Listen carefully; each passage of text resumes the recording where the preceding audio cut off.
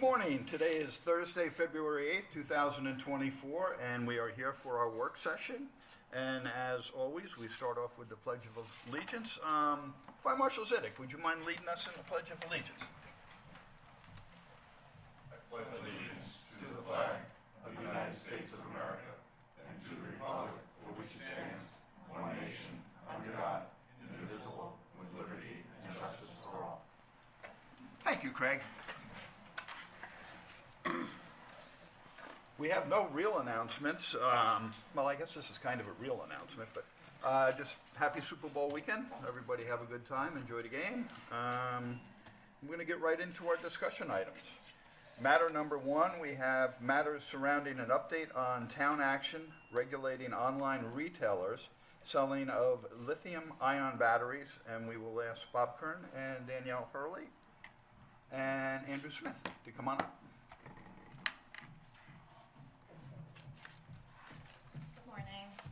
Good morning. Sir. So what we did here is we extended the code to include online retailers so that they could not ship into any of our zip codes. And the fines are, I'll let Danielle. Right, so it actually didn't need a code amendment. We're using our existing code. So just a little bit of background. Chapter 213, Article 3, which is the sale and resale of lithium-ion batteries, that was adopted by the town board December 5th, 2023. And we received the file letter back from the state on January 4th, 2024. That's when the law becomes effective. So that code was about the selling of non-UL batteries. Since then, as Fire Marshal Smith will attest, there have been some lithium-ion battery fires. Not since our code thing. Most of them predate our code change. Okay. There have been some in the county. The county fire marshals are keeping stats on them. So if we do have one, we'll report it to them. And their stats go to the state with all the other stuff. But the county fire marshals are keeping stats on that. So. Okay. So also New York City has recently had a lot of these fire issues. So Councilman Kern came to me and asked what we can do about the issue with online retailers, because big places like eBay, Amazon, Walmart, things like that, they're selling these items, and how can we regulate that in some way? So I looked into the New York City local law, number 39, local law 39, which is what we modeled our code after. And the New York City Department of Consumer and Worker Protection is using local law 39 to prosecute online retailers. So since our code is almost identical to theirs, we're going to start using our code to prosecute online retailers. So our plan for that is to send out, which will be forthcoming on the website, a public service announcement, similar to what the Department of Consumer and Worker Protection has done. Just letting everybody know this is the law, it is now on the books, and we're going to be using it against online retailers.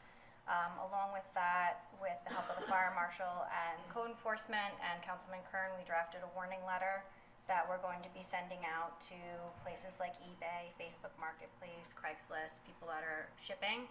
And we're going to advise of the code and the penalties, and ask that they stop shipping to the certain zip codes that we have listed here in the warning letter, 11901, 11933, 11931, 11947, 11970, and 11792. That's great. So we're hoping that with the PSA and the warning letters going out that they'll stop shipping, because right now if you go on Amazon and you try and ship to New York City, it won't let you. So we're looking to kind of have that same thing going on here. We are asking the public if they see any online retailer selling these items that they contact code enforcement or my office so we can send them a warning letter as well. So. Good. Very good. Very good. That's no easy task, Yes. getting it. How will enforcement work? That's a big curiosity on an So- online thing. On our end, this just gives us the teeth if we get some kind of shop or something that's selling them and we're doing inspections, we identify. Oh, you're talking about specifically on the online end? Yeah. You know, unfortunately, it'd probably come to if there was a fire and we identified one of these items being purchased from an online retailer, and we could figure out the date, and at that point, you know, as long as they were already put on notice, I think we could issue fines to those corporations. Right, and potentially Supreme Court actions, because these companies are obviously out of state. Right. Is there a fine to the purchaser? No. To the online. And just to be clear, there are certain chemicals, certain devices that cannot be shipped into different states. So this is not something that's uncommon. Sad fact of this is that the federal government has done nothing and the state government has done nothing. That's the sad fact, that we have to do what the federal government should be doing and what the state should be doing. Particularly the Bureau of Standards on the federal side, and the New York State Safety Commission, or Commission on New York Safety. State Department of Consumer and Worker Protection. Yeah, they've done nothing, so they've been neglecting this, the feds have been neglecting this, so we'll do what the city's doing, and I think a lot of people will start doing it. A lot of towns. Sure. Well, thank you for your work on this, Bob. I know you spent a lot of time doing this, Danielle, Andrew also. I think it's it's good to have this, because as you put the news on, almost every night there's a fire in the city somewhere. You know, they're reporting on another one of these batteries blowing up and whatnot, so it's good, and I appreciate the work that's been done. Anybody have any questions, or? I'll just add one more thing. What we did when we initially got into this, we went out to Amazon, we looked at batteries, and we looked at the reviews, and so many reviews on chargers and batteries were horrendous. Caught on fire, it gets really, really hot, had to unplug it, blah, blah, blah. So, I mean, it's all in black and white. But you're saying the state has no restrictions on non-UL batteries in the state of New York? I think you could probably go on Amazon right now and get a non-UL listed battery delivered to your house. I just, You can definitely go on there and get one shipped to Riverhead. We Yeah. did a trial and error. We Mr. did a the training councilman and I. with the ATF about 2 weeks ago, and they got one off of Amazon to do a demonstration for us. Yeah. And we did a test, and we got one shipped to us, and Yep. so. so we gonna hold Councilman Kern accountable for buying a battery? In honesty, That's a warning letter. it was a trial under my supervision. Okay. And Yeah, it was well supervised. You're in charge of Bob. we tried to, I think he had a problem getting a refund from Amazon. Yeah, we actually. canceled it immediately. I'm still trying to get my refund. It's true. But, All right. Thank you. Well, thank you very much. Thank you. Great job, Bob. Item number 2, we have Drew Dillingham here from engineering, and he's going to talk about the matters surrounding the new MS4 permit requirements. Good old state of New York has done it to us once again and given us some unfunded mandates and a rather thick listing of these mandates, and hopefully you're not going to go through every one of them, but you know, it's incredible. It's incredible what's in there. So you can give us a Reader's Digest I am version going of. to do that. It's still going to be painful. Okay. I have to tell you that. I forgot to bring my pillow down here for this, but There's just no way of making it happy, as you say. yeah. Happy and fun. Yep. It's not either.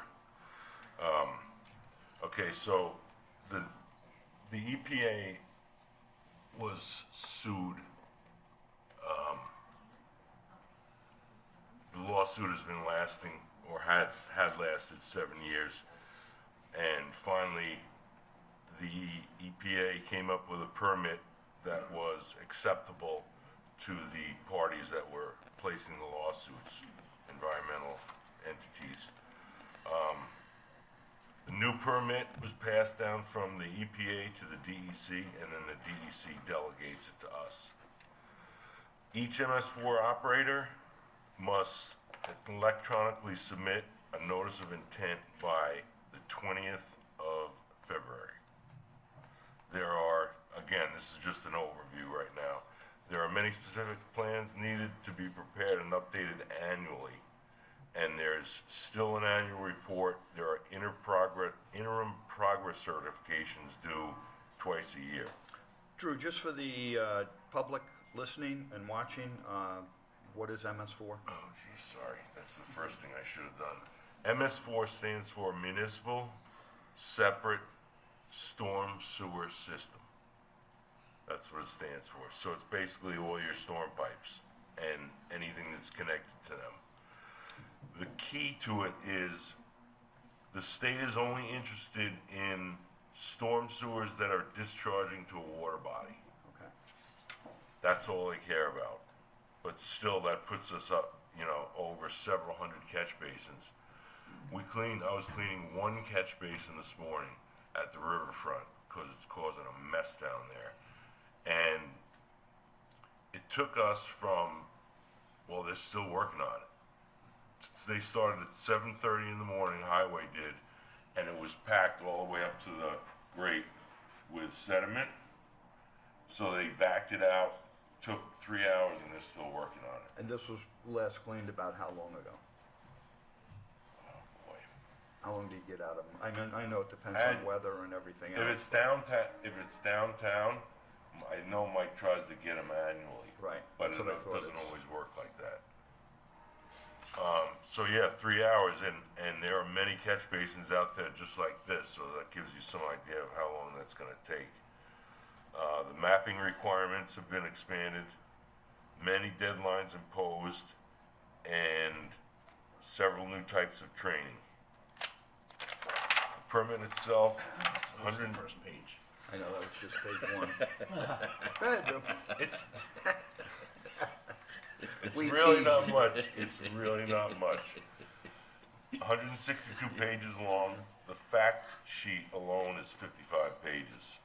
Permits 5 years, and the previous permits have given great latitude to MS4s. This one is much more prescriptive.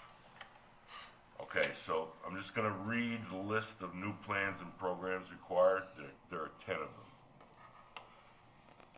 Enforcement response plan, monitoring locations, inspection and sampling program, illicit discharge trackdown program, illicit discharge elimination program, construction oversight program, post-construction stormwater practice inspection and maintenance program, municipal facility program, municipal facility specific stormwater pollution prevention plans, municipal operations program, and catch basin inspection program. Those are the 10 new programs and plans. The training, 8 new types of training. Illicit discharge inspection and sampling, illicit discharge trackdown procedures, illicit discharge elimination procedures, construction oversight procedures, erosion and sediment control, municipal operations procedures, municipal facilities procedures, post-construction stormwater practice inspection and maintenance. Almost done. So the catch basin cleaning program. This is just one program, but it's pretty important because it also spills over to highway.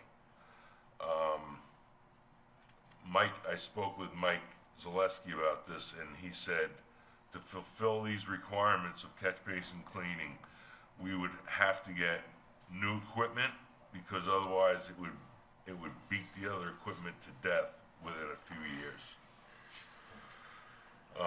And you could get more than one crew out doing some of these at the same time. Correct. As opposed to if you have one vac truck, you're limited to what you can do. This stuff does beat them up. And the vac trucks are very expensive, And he needs a sweeper truck too. and the sweepers. Vac trucks are 500,000 and sweepers are 700,000.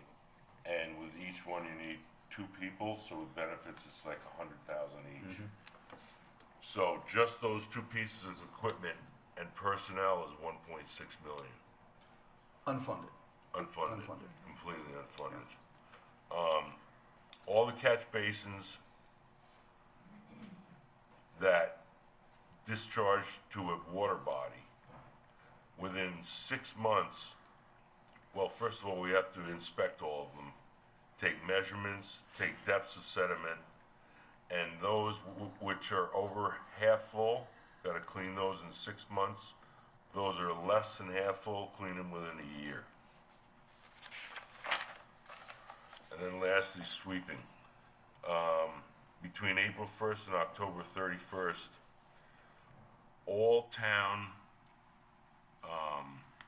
roads within the watersheds, all town roads and all town parking lots, that's especially important because there are so many of them, have to be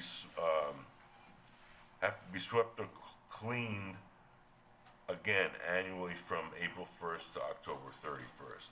And then after that, every 5 years in the spring.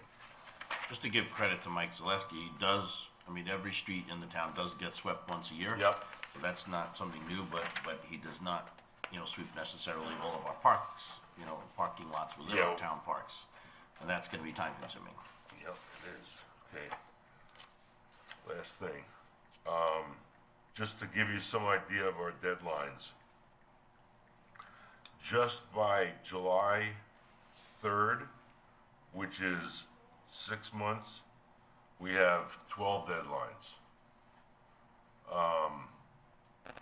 Enforcement response plan, comprehensive mapping, we have to do some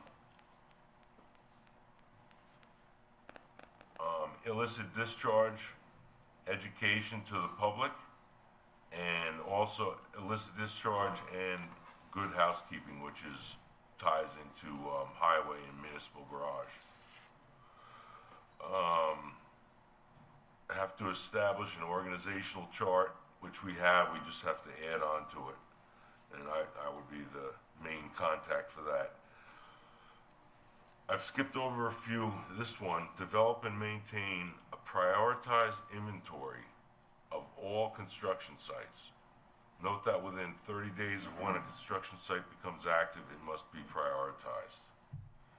So that's gonna be construction sites both of ours as well as planning and building.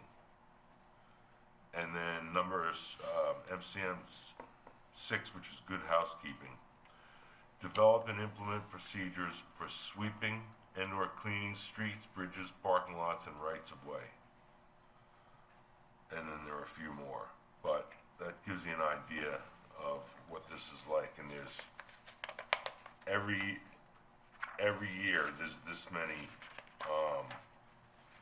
deadlines until 2029, and then after that, everything that you've already done has to be done either every 3 years or 5 years, depending on what it is.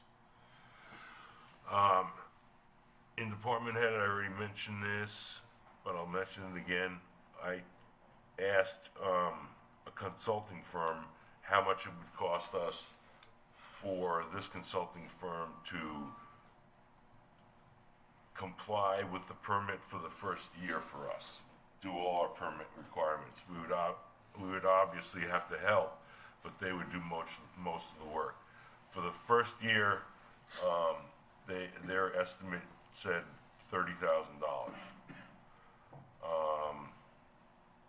I've spoken with Dawn, and she is looking into grants as we speak, and she said there are available grants for this type of need. Other than that, I would say one person full-time would have to work on this project. Now, we can do it in-house, but there'll be little time for anything else for the first, at least for the first couple of years. We could hire someone. A stormwater manager is, I think, $65,000, but we name our price because we've never had that title here before. Other than that, those solutions, if anyone has any questions, comments. Well, I know you and I have both spoken to Assemblywoman Giglio, Yeah. And she is aware of what was taking place with this. She's going to talk to her coworkers and see if there's something that might be able to be done, because honestly, there are towns that aren't going to be able to afford to do No, this, and we we might be can't one of afford, them. we can't Right. afford to do it. So, you know, and there's also talk of a possible class action suit statewide.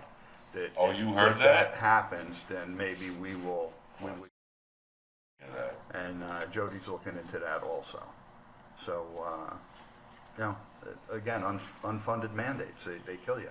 They absolutely kill you. I spoke And to- I get it. I mean, it's good stuff that's being done. I understand that, and it's all about our water, It's but, overkill, yeah. Tim. Well, it makes me laugh because you go past construction sites and you see that little black fencing that they put up that's supposed to stop any runoff. What's it stopping? I mean, in reality, is that stopping anything? It's really not. You know, or bales of hay. I mean, water's still gonna go right through there. If it's got contaminants in it, If you it's know. installed right, which it never is, it works fairly well. you see it blowing, flapping in the wind and everything. No It's, one you ever know, maintains it. Yeah. And that's why we have to start doing construction site inspections. That's what the state wants us Right. to do. Understood. Jude- Understood. oh, I'm sorry. Mr. Dillingham, I just wanted to ask, the consultant firm is one we've already used in the past, right? It is. So they were also willing to work with us on. They were. So that's good. And the other thing I just want to express to the public is that all of the runoff water from washing the vehicles has to be captured as well, correct? That's one thing that I didn't mention. That's yes. a huge expense That's too. huge.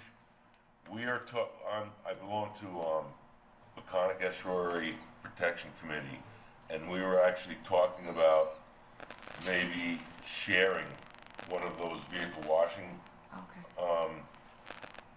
facilities, only because it's required now in this permit to collect all your water, your wash water. No one does, or hardly anyone does. But they're gonna, if they do an audit, that's what they're gonna be looking for. So again, we're talking about it on a committee scale, and hopefully we can get together and find a solution that'll benefit everybody. The deadlines as given, is there any way to request extensions in time frames so that we get into next year's budget? Because simply right now, the money's not in our budget, it's not available. How do you comply? You just do the best you can. If you get, first of all, auditing, there's so much paperwork involved in these that an audit, I'm bringing up auditing because you asked how we would do it. Well, the audit would find whether or not we're doing it. But if we're making a good faith effort, and it's obvious that we can't perform certain tasks because we're short on funds, the worst that you're gonna get is a compliance schedule from the DEC, and the compliance schedule says, you haven't done this, this, and this, or you haven't done this correctly. By such and such date, we want this done. But it's just, we, as a board, sit to do everything we can to be fiscally responsible and watch every dollar that's going in and out and how we're expending things. And then the state of New York, the governor just hands us down basically a $1.5 million bill and says, good luck with this. Yep. And so when we sit here and you try to explain to our taxpayers why next year's budget will potentially be $1.5 million more, that there's nothing we can do about it because we're required to comply. It's like Supervisor said, it's another unfunded mandate right. that's what puts fire, but Exactly what he these said. are the consequences, and I understand the principles, and we're not here to debate that we gotta do everything in our power to be, environmentally clean and sound and do everything we can, but even building a washing station, we're blessed to have our own sewage treatment plant, but there's an enormous cost if we're gonna build our own washing station where the water can then go into the sewage plant, so that's an Yeah. advantage that we have perhaps of the towns, but still, you're talking hundreds of thousands of dollars to build a washing plant so that all of our highway vehicles, our patrol cars, policing department, everything, it's I think when we a looked lot at of this money, years it's a ago, lot more than it was like $1.5 million. $150,000 for one of these facilities. That was years ago. Yeah, but, and then having to be able to capture the water and to send it into the sewage plant, it's another enormous cost.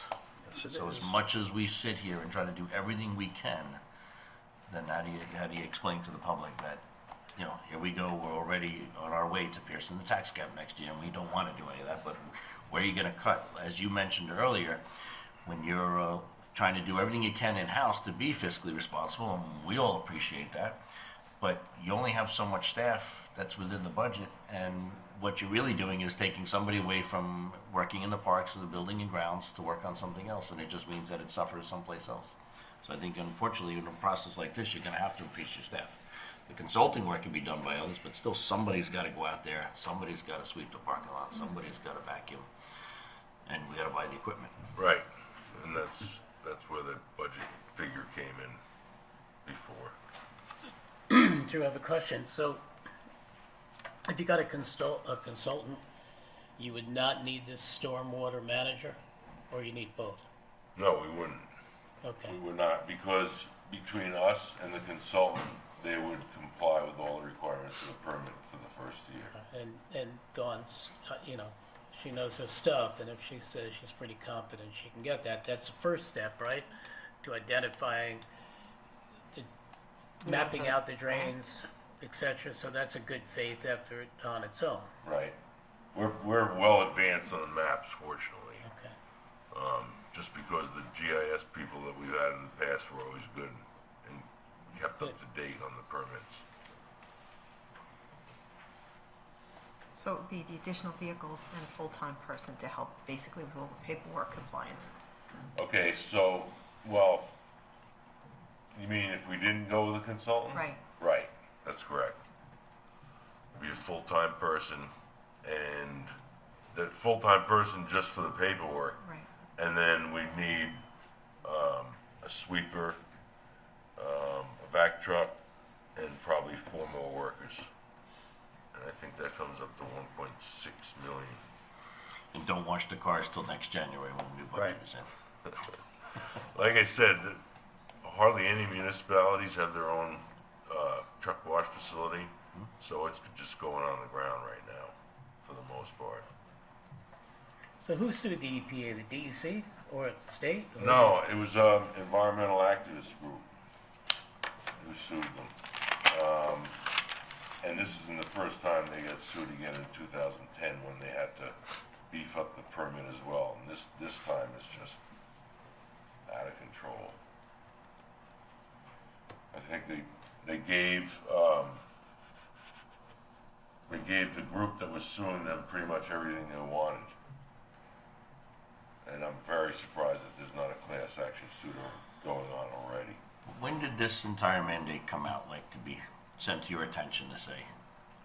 Well, this has been a work in progress for years. This has been a right? work in progress, but for years, for the last 3 years, nothing happened and we were going by the old permit. When this came out, we knew it was coming out, but we had no idea when. The To what DEC wasn't extent they were telling gonna us go. anything. Yeah. So the permit became effective January 3rd. We got it January 2nd. So that's what I'm trying to do. So it's not as though, you know, it's been sitting on a desk for 6 months and could have No. been part of the budget this No, year. It's absolutely not. They gave you 24 hours notice. We had no idea when this was gonna happen. Plus, they limit the time when this is to be done, like from, I don't know what you said, April to October or March to October? Those are the annual, well, actually, that's the, one of the interim reports timeline. There's 2 interim reports. One's due in October, one's due in April. In addition to that, the annual report, which is separate from the certification reports, is due also April 1st. What was due February 20th of this? February 20th is called the Notice of Intent, and it's a very short document that Tim is supposed to sign that says the town promises to comply with all the requirements of this new permit. What happens if we sign that and then there is a class action lawsuit? Have we already formally committed to following the grounds of what they're No, requiring? if there's a class action lawsuit, it's going to trump anything that we've been doing, because it's meant to relieve some of the pressure, not to increase it. So Drew, one of the suggestions from the Community Development Agency, you know, as Dawn searches everything she can through grants, is are you able to reach out to the other 5 East End towns and kind of coordinate and maybe through an intermunicipal agreement, purchase one vac that the 5 East End towns could share, or a sweeper and so forth that could be shared? We have been discussing that. Okay? Be a lot more cost effective perhaps. It is. We just started discussing that a couple of meetings ago, so it hasn't gone very far yet, but it's Yeah, definitely, Chip, come up.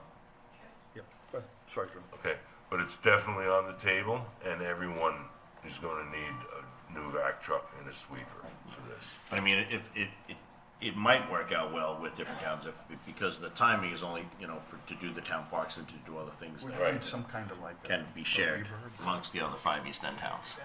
Yeah. I think the governor should buy us a vac truck personally. Send it to us. Nice. Okay, well, thank you, bearer of good news. I appreciate it, Happy, I know. fun project. right? I kid with you, Drew, but it is, I understand that, and I think we all get the importance of having to do this. It's just a matter of how we're gonna fund it. I used to actually like stormwater. They just made it unbearable. Yeah, that's a shame. Okay, is that it? That's it. Okay. Thank you, sir. Thank you. Thank you. Okay, next up, we have an overview of the comprehensive plan update, progress to date timeline, and we're gonna ask Dawn Thomas and our wonderful planning people, and who else? Oh, Noah Levine's gonna join us online, correct, on? Yes. Okay, from BFJ. Good morning, Mike. How are you? Hi, Heather. Good morning. Toward the microphone. Do not touch the microphone. Yes, I've learned that lesson before. They give you a shot now. Okay, we're getting Noah up online. There's Noah. Can you hear us, Noah? I can I can hear you. Can you hear me? Absolutely. Terrific. Morning. Okay. Dawn, do you want to start? Do you want me to start? I'll just intro you kind of, but we're, the completion of the plan is on time and on budget so far. So I guess I can just kick it to Noah for some details on what we've been discussing and where we are. There's going to be some additional chapters in a draft plan posted not too long from now, and for people to comment on, as well as the steering committee. So if you want to take it from there. Sure. Is it okay if I I have a couple of slides. It just might be helpful to just show them, just to walk through where we are. Just bear with me 1 second.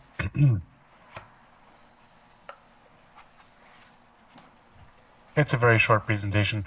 I just wanted to just give you a quick overview, and thank you for meeting with us.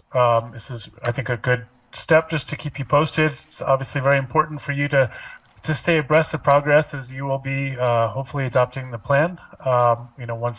Once we have something to show you, which should be fairly soon.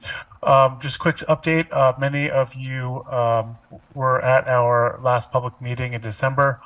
I think it was a very good meeting for us to really check in on some of the key ideas. We had about 70 attendees.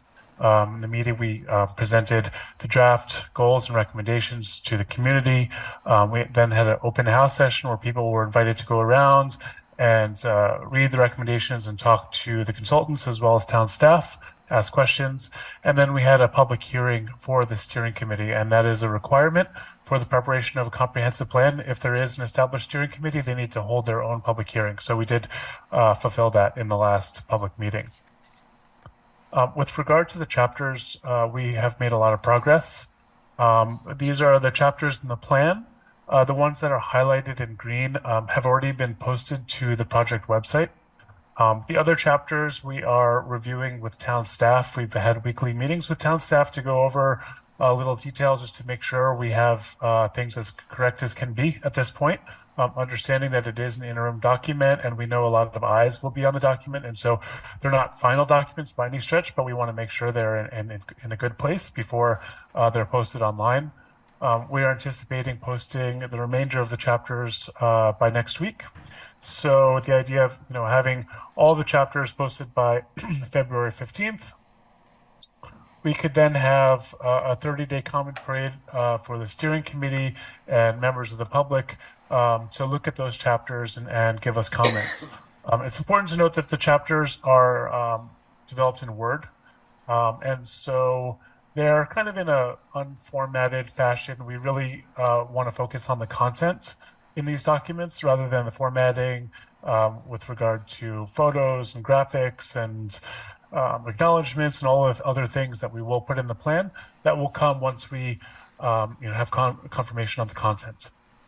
So this slide just provides a general timeline. So February, and on the left side shows the comprehensive plan update, and the right side it shows the seeker process, which will be happening concurrently. So as I mentioned before, in February we'll be posting the draft chapters online. We're also working on the draft GEIS. The big portion of that will be the build-out analysis, where we're looking at proposed changes and how they might affect the future build-out of the town. And in March, we'll have that 30-day review period, and we'll concurrently be working on the DGIS. Once that period is over, we'll revise the document, format it in a nicer way, and present that to the town board for review. And we'll also in March be presenting the DGIS chapters to town staff first to make sure they're in a good place before they're finalized and given to the town board. So in April, we're hoping that everything will be able to be submitted to the town board. That includes the draft plan and the DGEIS chapters. At that point, we'll go through the seeker and the adoption process, which will include public hearings, the FGIS, the findings, and the adoption of hopefully both documents. And so it'll just kind of follow along the kind of regular prescriptive timeline that's required as part of the seeker process. So I'm just going to stop the presentation there and just open it up for comment. I'm happy to discuss the timeline, the content in the plan, anything else that you'd like to discuss.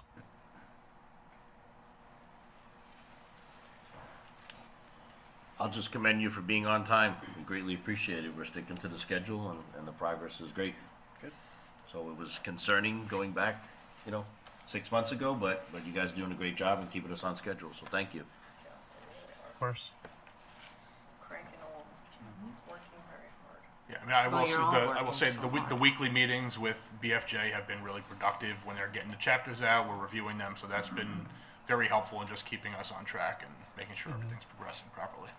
Yeah, the timeline's been adhered to, and we're very glad about that. Plus, the quality of work It's fantastic. also has been fantastic, so.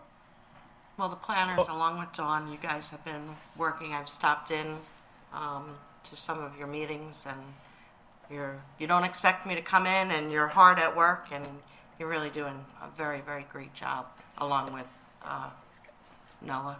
You're doing a good job. We're really too. down into the weeds at this point. It's good, and we're fine tuning anything, so it'll be a good document once it's done. Yeah, as you get into, as Matt said, the weeds, there's a lot of little details to get into, and we're doing our best to provide the town with some guidance. A lot of those recommendations will need to be further refined once the plan is done. But the plan is really, it provides the town with guidance. It doesn't necessarily solve every single problem, but it does help to point out the areas that really need more attention. And I think we've done a lot to advance some of those ideas. The document's gotta last for, 10 years minimum.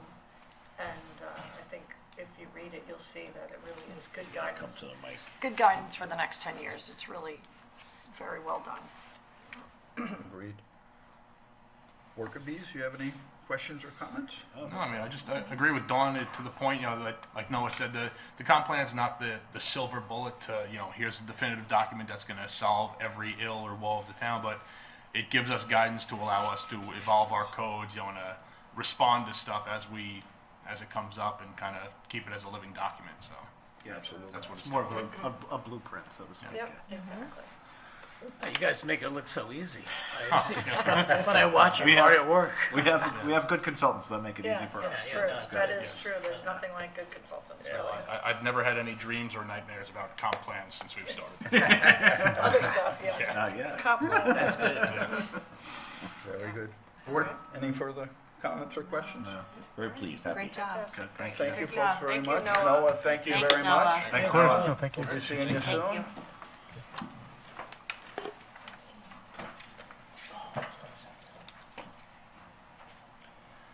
Okay, next up, we have the BIDMA, matters surrounding 2024 event schedule, and we have Christy Verity from the BID. Hi, Christy, how are you? Morning, everyone. Hi, Chris. Good morning. All right, so we were here a few months ago talking about some of the changes to BID events and happenings, and I'm just here to submit our final list of dates. I'll run through them quick. We have Reflections, Art in the Park, co-hosted with Easton Tourism Alliance. Then we have 2 Alive on 25 this year, 1 in July, 1 in August, with 2 rain dates.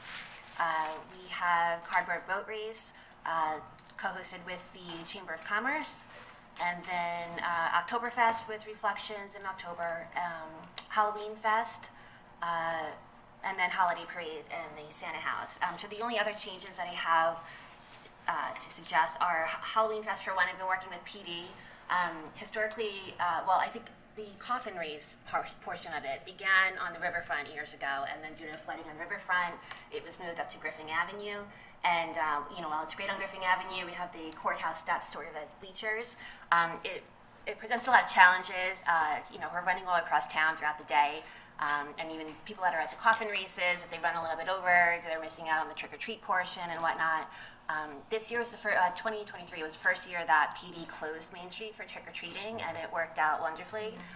So the bid suggesting that we move the coffin races onto Main Street, probably start in front of Star Confectionery and head east, because PD wants to leave Peconic Avenue and Roanoke open, and they have a TCO to cross people over at that intersection. That may be a change that we're making. PD's in favor of it. It'd be easier for them with the street closure and whatnot. And I think it would just be nice to keep everyone in one place. We just have to be mindful because they've been doing a lot of construction on Main Street, and the road is pretty choppy right now. Yes. They are going to be repaving it. I don't know when that's going to take place. Right. So maybe if we can get a date on that, we'll check and see. Yeah. But I love it, having it right there, because it makes all the sense in the world. That way, one can flow right into the next, Exactly. and nobody's missing out on anything. Right. And that's a great point. As far as all the events that we're throwing downtown, I think everything right now is very contingent on the landscape. It's changing and evolving, and we don't really have a timeline on those things. So, even speaking about the holiday events, we don't know what the shape of Town Square will become, winter, that parking lot in the back. So, we're kind of evolving as we move along. With Halloween Fest, we've moved the showmobile a couple of times. I eliminated it last year. All of these things are just contingent on the state of the town at the time of the event. And I like the fact that the Alive on 25, you've stepped down to two dates. I think you're going to have 2 really hugely attended programs when you do it that way. That's what we're hoping for. Yeah. Before kind of watered it down a little bit and spread it out, but I think you're going to see every one of them. Each of these, both will be like the fireworks show one. Right. Where it's really packed out. So. Right. As you mentioned last time, it's a drain on resource and the town holding 4. There's a lot of other events happening downtown. I know Townscape's bringing back the music in the park. They have the Blues Festival. I spoke with I think it's, I don't want to say the wrong organization, but they want to do Shakespeare in the Park again, and they want to do it downtown. So I think that there's a lot of other events that are happening. Right. And by cutting back on these, we can support those events and get things off the ground. I have one pending discussion with the Anti-Bias Task Force, like a Food Unites, bringing culture and diversity events to downtown. So while we're pulling back on Alive on 25 a little bit, we'll be able to, expand in other directions and activate with other organizations. So the same thing with the holiday parade and the Santa House and bonfire. We're in discussion with some other groups to see if we can collaborate a little more on that. And then the only change to that, the big change, is the bonfire portion. We've had some meetings with the fire department and the fire marshal, and the bid has discussed this. We voted on changing the bonfire from one large wood fire to multiple fire pits that we could put throughout town square, or like I said, if the landscape changes, we do a tree lighting on the East End Arts campus, we can do them there, and also, potentially use them with other events, and do things recreational downtown. My vision with it is, fire pits spread out throughout town square, and you have businesses like North Fork Chocolate or Mugs on Main can sell things like s'mores kits and coffee and things like that. Be a little more interactive and have another activity. So that's our general updates for our events. Any questions? I think it's really appreciative that you have come here today to give our town supervisor 6 months' notice to start building his cardboard boat. How do I answer to that? Well, first of all, Devin Hagen's on they standby. don't make cardboard strong enough for this body to get in and stay afloat. So I'm gonna have to try to sneak some fiberglass reinforcement in there or something. That's a problem. Residents, start bringing your Yes. cardboard to town hall. And I will say that the past few years, we've had an excellent representative of the supervisor's office Absolutely. do that. And I think in fairness, because if I go out there and I win, I'm competing against a woman, and it doesn't look good should I win that race. So I think with our deputy supervisor and the supervisor from the town of Southampton being a female, it will be a perfect. Yeah. Oh, absolutely. That's right. I don't know how to swim. That's right. Oh, I had shoulder replacement surgery. I can't paddle. That's right. I forgot about that. That's my excuse. It has been suggested that we have a council member race, and all of our council members participate. Yeah, rest assured, I will never interesting. run for a Interesting. council person because I do not want to participate in the boat race. It is I was not a rower It in is high a school. really fun day, though, I have to say. It is. It's a It's great well event. attended, and everybody does a great job. Mark MK's been emceeing for the past couple of years, and it's a really fun day, and the weather's always been pretty good, too, Yeah, so. yeah. And that one, we have a lot of moving parts with that event. I mean, we have the showmobile come in there. They Right. brought the bleachers the past couple of years. B&G is with us all day. PD is down there. Power Squadron. There's so many entities there, and it's so well run. Well-oiled machine at this point, and it's really just such a nice community event. So The we excitement of the appreciate everyone kids getting in helping. the boats and going. I mean, It's the kids are amazing. like, they're all wound up. They love it. They're out there, and they do a great job, I They gotta do. say. Yeah. And the boats, I love seeing the Incredible. boats. It's incredible what people can create in their garage and bring down and race with. Yeah. And the turnout this past year was Yeah. phenomenal. I do have a concern that the rain date, though, is posted for August 17th, and we just approved the Polish Town Fair Yeah. for that same I date. did see that. I think the Polish fair begins a little later in the day. We wrap up by 1 o'clock. So we start. It starts at 10. Does it start at 10? So we I'm just check it- worried about the manpower with the police. They have our dates, and they have the Polish Fest dates too. So they do usually give some feedback if there's any sort of overlap or if they're concerned in any way. But I did see the update for Polish Fest, so I'll reach out to Okay. Katie and just make sure. These Perfect. dates are also, for the cardboard boat race, keep in mind the tide also, right? Yes. Yes.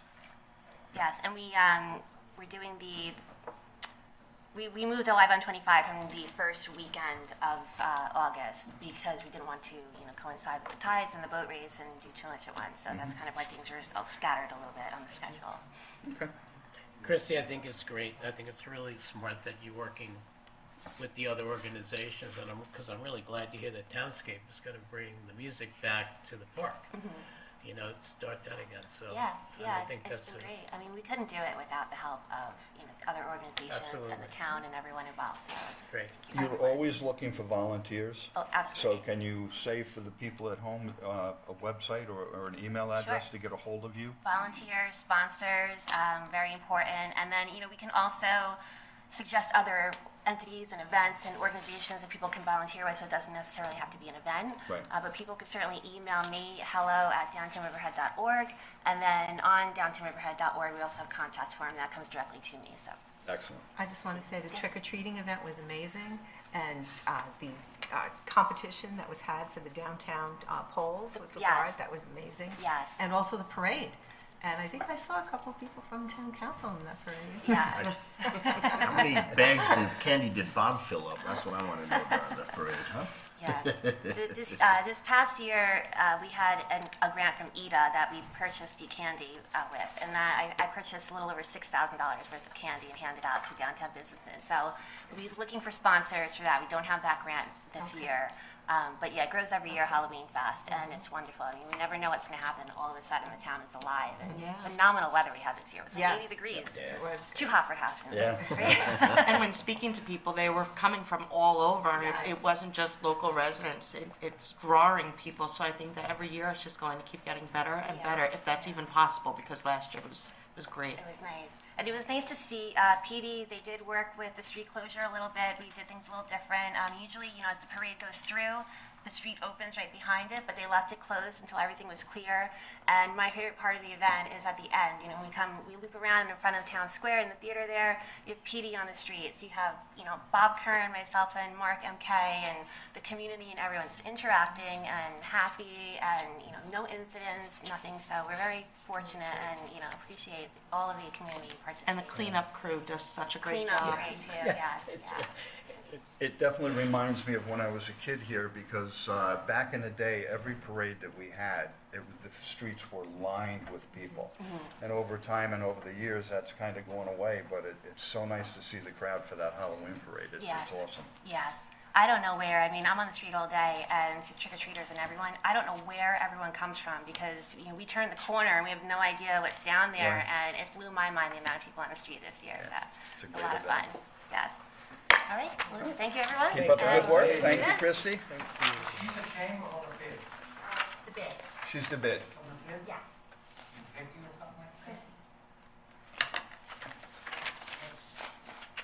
Okay, we are now moving on to item number 5, and this is regarding recreation. Matters surrounding possible sponsorship program for ball fields and the brochure. And Ray Coyne, if you wouldn't mind coming up. Morning. Are we limping a little bit? Or not? Good morning. How are you? Are we limping a little bit? Good, thank you. Huh? Still playing some sports. See? Too much pickleball. Yeah, this is Liz Keller. Liz Keller puts the shine on the recreation She department. does. So She does. we Always appreciate smiling. everything you do. You work very hard, and a lot of these programs are successful because of your input. So Liz, we appreciate all you do for us. Great job. So I gave Liz another task. Basically what we're doing in recreation, we have a bunch of initiatives for 2024, and so we separated into teams. One of the teams is sponsorship and revenue building. Liz is in charge of that team, so I wanted to bring her in to discuss what she came up with sponsorship-wise. So go ahead, Liz, start it up. Well, I don't know if you had access to this prior. But We do. Yes. You have this? Everybody has one? I'll take a copy.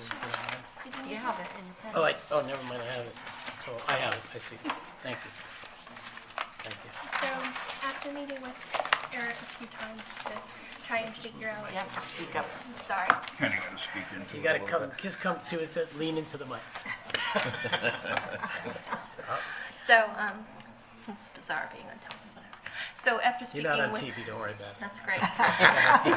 So after meeting with Eric a few times, just to discuss the different possibilities legally that we can to find some money for some of our different programs, we realized that we can sell ad space in our brochure, and we can also sell banners on our ball fields like we have in the past. But upon reviewing the banner prices and the ad prices for the brochures, we realized that they hadn't been increased in a really long time. So since everything's gone up, we're just kind of asking for you to. All right, Yeah, we're not we're gonna picking put you you a up. little closer, okay? You're not on TV, don't worry. No, I'm just not super loud. That's okay. Okay. But what you're saying is super important, so. So we're looking for you to review the current prices versus the proposed prices, Right. because we'd like to maybe match some other departments along the island and other research that we've done that do participate in sponsorship programs like selling banners and ad spaces in their brochures, so that we can be comparable to them. So that's basically what we're presenting to you today. This is a way for us to generate revenue by selling sponsorship space. Yeah, one of the things we do is we do a lot of research. So we look at recreation departments all over the country. This is one of them. I don't even know where this is. Somewhere in the Midwest. And so we look up all the way they do things and sponsorships. So the prices are derived from these different research departments. So we're just not plugging numbers out of the thin air. So It's difficult to find an exact match, though. Just so you're searching demographically, what size towns are comparable to ours, financial situations of the towns, so that we're not pricing out potential ad buyers. We want this to be, affordable advertisement for the businesses in our community, because, we're all very community oriented. So this is what we came up with. There's multiple different levels of price increase, and we just wanted to present it to see if this is something that we can work towards selling in 2024. Yeah, and this is a start for us, but we want to expand it out eventually to all different areas. But we felt with Liz's research and speaking with the town attorney that this is our best bet to start. So it would be selling ad space in our brochure, which we do, but now we're going to increase it because those are introductory prices many, many years ago. And then we want to put banners on our outfields. We have 4 big outfields at Veterans Park. We have at least 2 at Stotsky Park. We're not going to infringe on Little League's banners. And then we have the multi-purpose fields with a fence. So we feel we have a lot of real estate to put ads, and we feel they're cost effective for businesses to advertise. And I'm sure businesses will jump at it. How many brochures get sent out every year? 19,000. 19,000. I would just look at the prices. I still think even with your increase, you're being over generous. I think if I could take an ad out in that brochure and get into 19,000 homes, throughout town, this is still bargain basement pricing. Right. And I think it's excellent that you're considering raising it. It's a good source of revenue, but to think that I can get it, for $500, I can be in inside cover of 19,000 homes. That's a steal. There is good coverage. And a brochure is something people keep too, because if you have kids or a family, you're constantly looking through it to see what's coming up. So it's not like, you're getting a good bang for your buck there, if you will, for the advertising. And we're going to press it. In the past, we kind of let people come to us. We're going to go to the businesses, and we'll see what goes. Supply and demand. If we get a lot of demand, we can easily increase the prices, but we want to get people on board. Do you have an idea first. what revenue you generated last year from the ads? Not a lot. Based on ads, I believe it was under 2,500. Yeah. Oh, that's not good. Double the cost. What's the cost of the publication? Right. Oh, Oh, it varies. Right now, it's 4,000 to 5,000 for the brochure. We send out 3, so. So it's 4,000 to 5,000 apiece. And depending on the season and the do size of the Do you brochure. also have an online version of it? Yes. Yeah. And so you now have the ability, when you sell a banner, to offer for a little bit Yeah. online, right? too, Yeah. The other question I have, you have the cost of the banners. Is that included? So in other words, if I take out an ad for $500, I'm not an ad, a banner, you're paying for it? We would be paying for the banner, yes. See, that, I think We can put it in where the customer has to pay for the banner. I just priced it so that it would count for it, so that the profit would be after purchasing the banner, so that it was more accessible, easier for the ad purchaser. because you're really getting it in front of a lot of eyes, and I like the fact you're bringing it to veterans, right? And just Yeah, we haven't done the banners before. Yeah, and so you can do a twofer if you're doing it over here, right?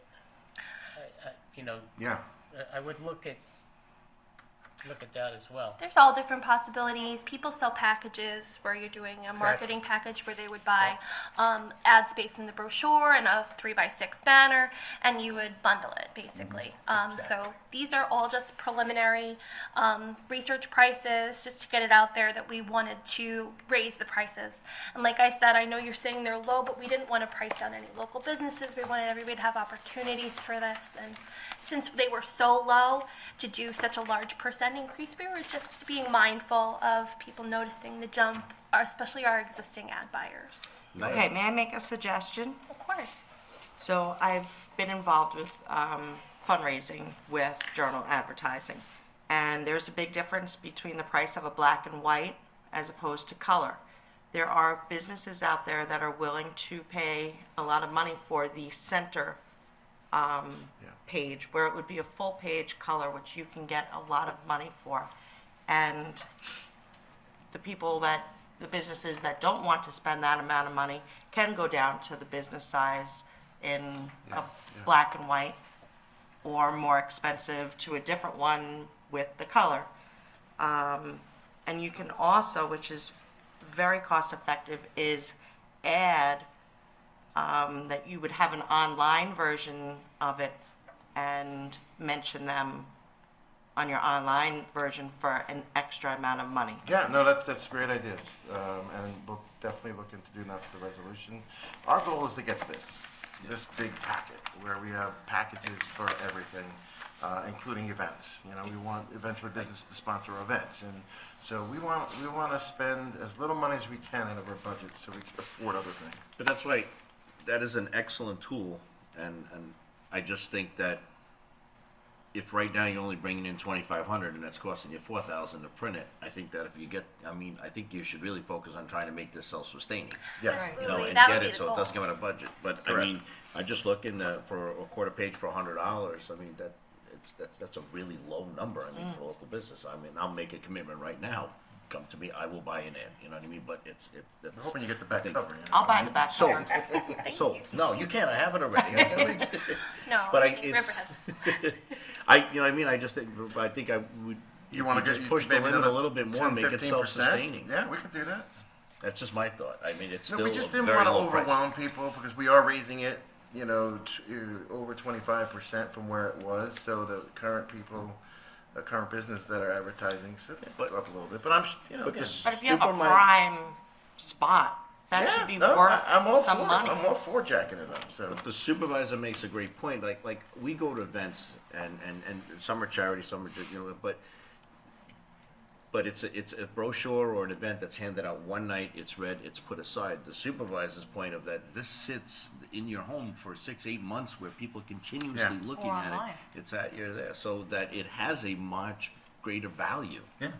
You could also have a parents page Like Denise said, where online, for it's there. $20 they can say, "Congratulations, little Johnny, have a great year." yeah, there are a lot of possibilities. I agree. Yeah, definitely. Oh, I like that. That's When does great. it come out? 3 times. So we have one for the winter, one for the spring, summer, and one for the fall. So for the general public, what's the deadline now for the next one to come out when we gotta have ads in? Actually, Liz is stepping up for the brochure this year. 'cause My Rebecca's out. deadline is end of February, so that's why we're So trying 2 to. weeks. Yeah, it's a short window right now. Can I make two suggestions? Make And your announcement. while you're here, Christy, you think that, I mean, the chamber would probably put this out to their businesses because it helps them, right? To give their businesses more exposure. Would the bid put that out as well? So the bid would put it out as well. Another question that I have is, do you track the online hits that you get? Yes, the system tracks it, correct. Okay, so do you have the ability for people to opt in to not get the printed version, just to stay online? I'll tell you where I'm going with this. Currently, we mail them out to. Doesn't matter, right? Yes. So the reason why I'm asking that is because probably a lot of young people are going online and seeing what's happening. So if you have people opt in to, you know, we want to save paper. We'll take the online. That's where I'm going with this. We did try that twice. and How then- long ago? How many years Well, ago? many years ago, one. You're talking a while ago, and it was horrible. Then we tried it again, I think, last year, and it was okay. We still have Riverhead's still tilted on the Okay, that's older what- side. that's what I'm We're leaning towards Gotcha, okay. trending that way. Okay.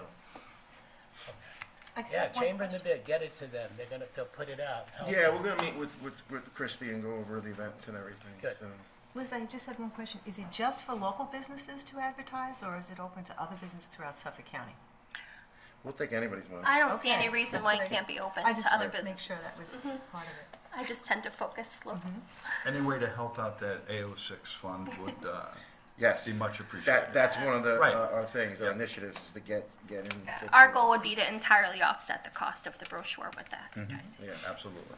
And Tanger may send it to all their stores and give them the opportunity to. Yeah, we feel if we get it out there now, because we haven't pushed it, I think a lot of people will come on board. No, Liz is We- taking over. She's going to handle it. We have the same 5 ad purchasers basically, but since we're trying to generate a little bit more revenue, this would be, You're going to get it done, I can tell. I hope so.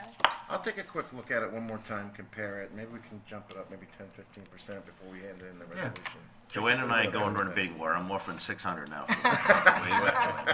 Start a bidding war for the I'll cover. go to 625. 650. Yeah, local hasn't had that. So- You have to back down. We split it between Eastern Fuel and Riverhead Local. Yeah, okay.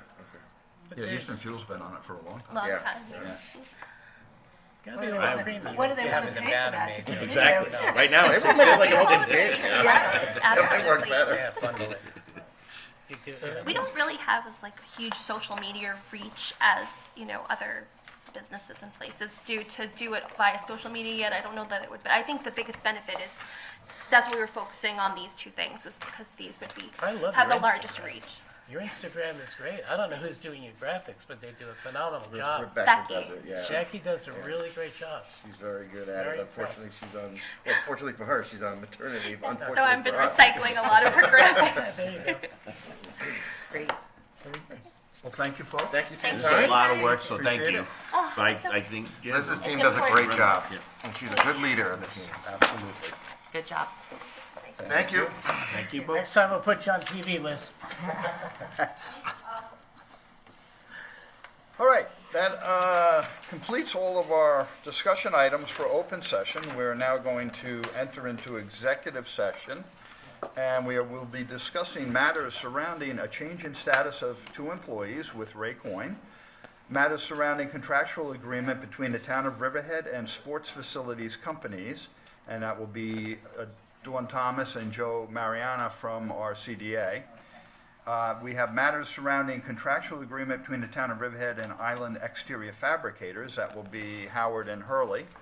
And we have matters surrounding an agreement between the town of Riverhead and the Riverhead Central School District, and that will be myself and Chief Higginmiller. So can I have a motion to close the work session and enter into executive session? So moved. Second.